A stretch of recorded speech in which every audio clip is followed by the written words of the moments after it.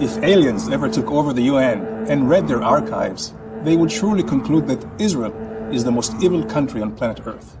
North Korea and Pakistan would be seen as good vacation spots. Am I exaggerating? Let's take a look at some facts about the UN.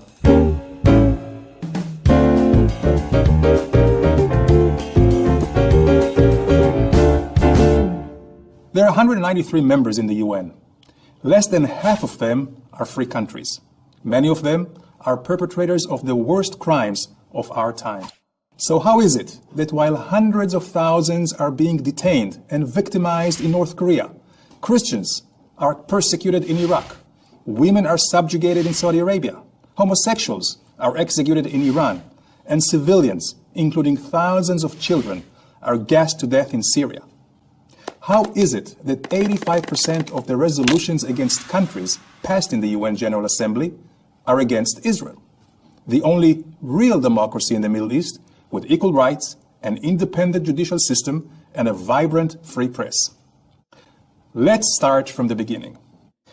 In 1945, after World War II, the nations who defeated fascism established the United Nations to prevent such human devastations from ever happening again.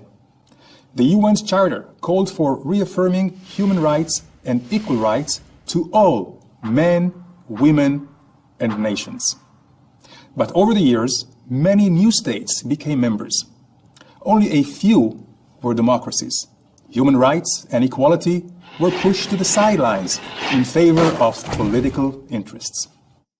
From the get-go, Israel was at a disadvantage. Muslim and Arab member states outnumbered it and tried to isolate it by threatening Israel's allies with embargoes. And if that weren't enough, Arab, Muslim, and Third World non-aligned countries united into a powerful voting bloc with an automatic majority.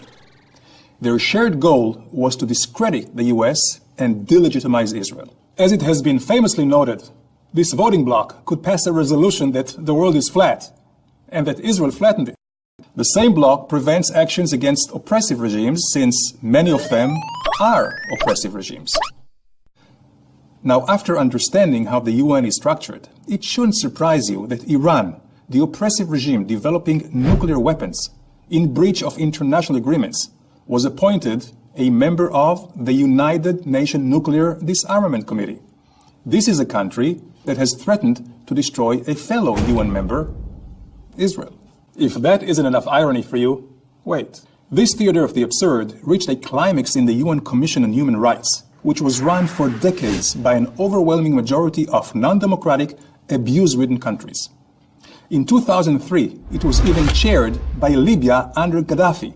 That's right, this righteous individual was telling us how to make the world a better place.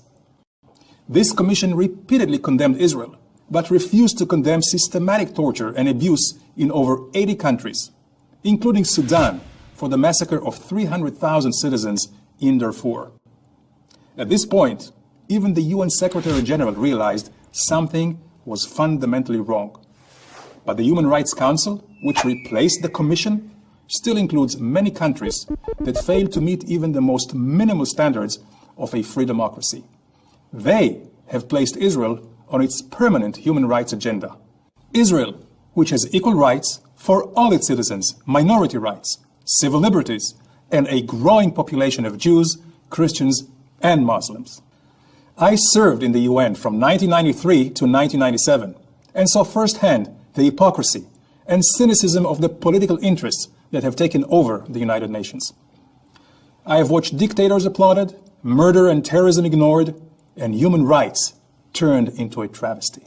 After understanding how the UN really operates, perhaps the idea of aliens taking over doesn't sound that bad.